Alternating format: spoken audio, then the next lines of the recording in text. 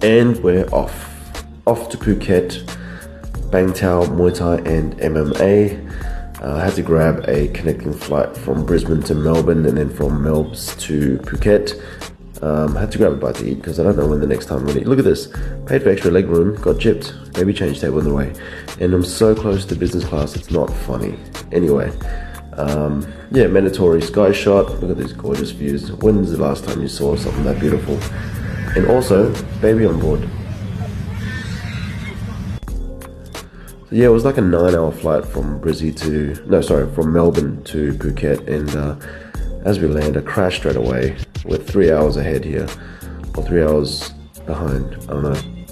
But yeah, as you can see, it's not your typical tourist destination. It's pretty much just somewhere to park my gear while I train. And then, yeah, I'm going to be exploring the place later today. Peace.